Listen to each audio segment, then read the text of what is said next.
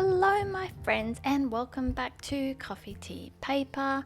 My name is Louise and today I am doing the next prompt in the Café Analog December challenge, which is candy time, which is kind of a bit funny because in Australia we don't say candy, we say lollies. So I really struggled with this prompt. Anyway, then I was looking on Instagram and I saw Steffani's post, and she also commented that she had struggled with this particular prompt. Now, Steffani's handle is Thinking of Rye, if you want to go and check out what she did for the challenge. But I found what she did very inspiring. And I thought it was so lovely. I thought I would attempt to do something along similar lines. So she painted some Christmas things. So I think she did peppermint rounds and Christmas pudding and peppernoten, I think. Yeah. Oh yeah, and before I forget, if you're new here or if you're a regular viewer and you haven't subscribed, please subscribe. I always forget to say it until right at the end of the video, but I'd really appreciate it.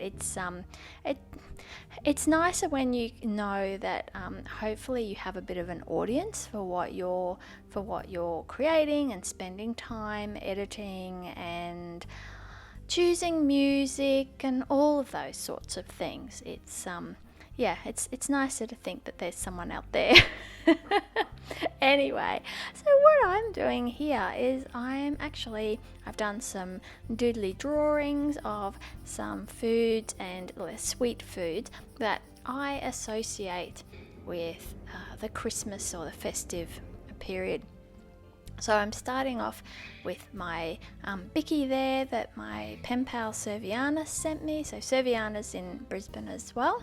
And yes, we were going to meet up, but unfortunately we couldn't because I wasn't well. But she sent me a lovely little advent package. And the first thing to open was this cookie. So I'm saving it until the 1st of December when I start my December dailies. But in the meantime, I thought I would do a doodle of it.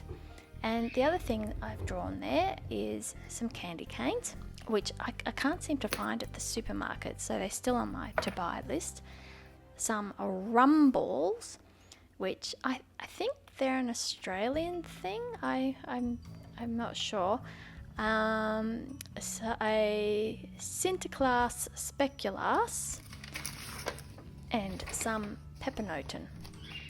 Now, so I thought I wanted to create like a tablecloth type background, and then I struck a bit of problems. I put it on crooked and there was this big lumpy bit, and so I was trying to adjust it to flatten it out because I had this kind of big air bubble and everything on it, and it really annoyed me because there's this big bubble on the page, and it doesn't matter what I try to do to smooth it out, it doesn't. And so then I get frustrated with it and I just think, I might just like tear a bit, and then I end up like tearing a whole chunk. And then I just go, right, I'm going to rip it out. I'm annoyed. So I was trying not to do a torn corners spread, but I have ended up with a torn corners spread today. That's okay though. I thought I'd keep it in and tell you the story because, you got to keep it real here. Flexible creating. So then I was still coming back to my original plan of wanting the foods to kind of be on like a tablecloth background, if that makes sense. And so I have this paper bag, which one of my orders or some goodies from Joanne from Kawara Tea Care, because she always packages her things in these signature red and white gingham paper bags. And I thought, right, okay, a little bit Italian restaurant, but red and green is Christmassy, isn't it? So let's just go with that. And I thought I'll put my food items on this red and white check background, and then I realized that they were sort of taking up a lot of room, so I had to kind of whittle them down a bit.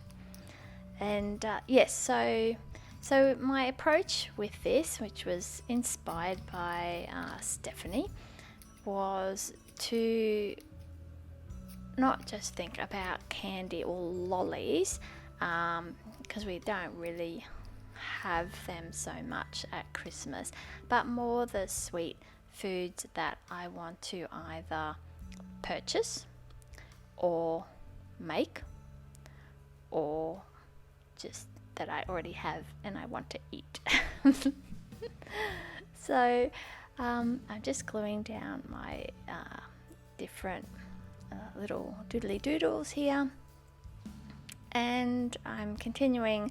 I'm trying to keep a little bit of a consistency across the themes of each week by using these watercolor, what would you call them? Like, not smears, that doesn't sound very nice. Like watercolor splashes. No, I don't know. Somebody will have the correct word. Let me know. And yes, so I'm trying to include those in each spread, and so I'm stamping out. So I've stamped out the theme, which is candy time, and just to also remind myself, I've put in, so with the rumbles, that's on my to make list. The candy canes is on my to buy list.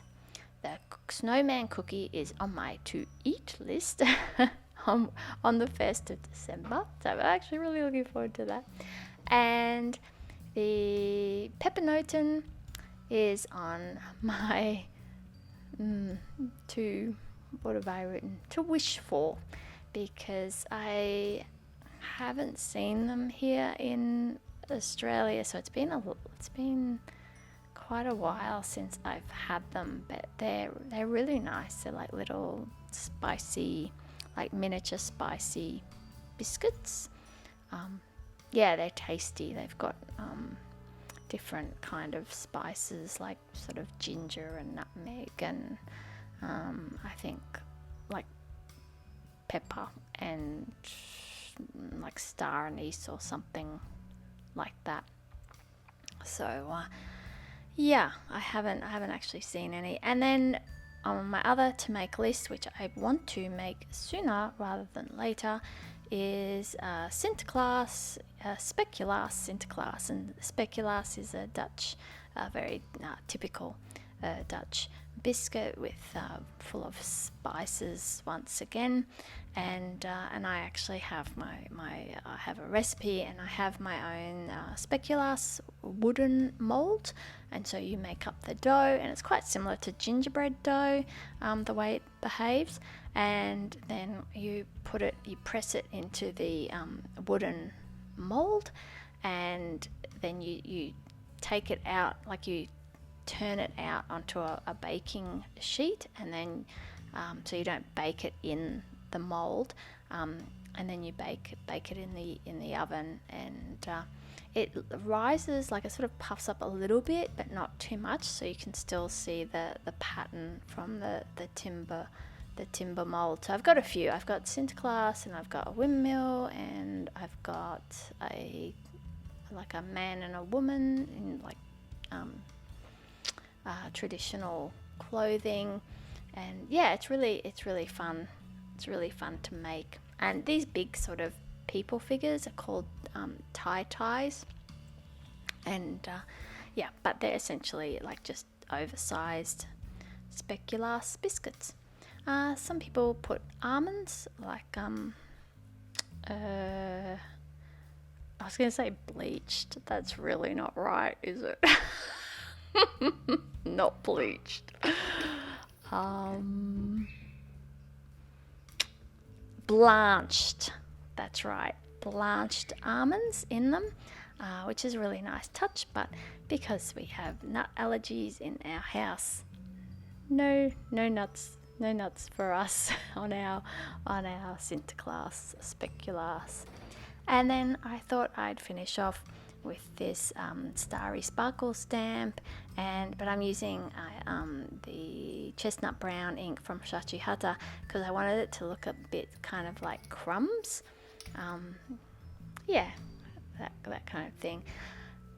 Anyway, thank you so much for watching. It's just a quick one today, because I've got a big video coming out soon, which is my 2023 Traveler's Notebook decoration, my cover, and a bit of setup as well. I do a bit of setup in my monthly insert, and then it was getting a bit long, so I might have to do a part 2.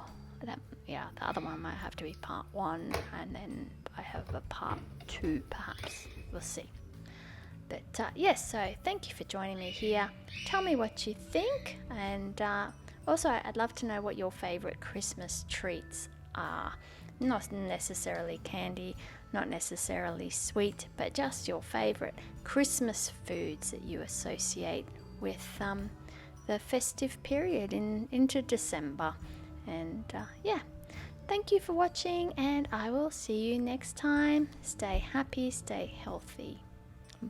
Oh yeah, don't forget to subscribe if you haven't. Love to have you. Bye.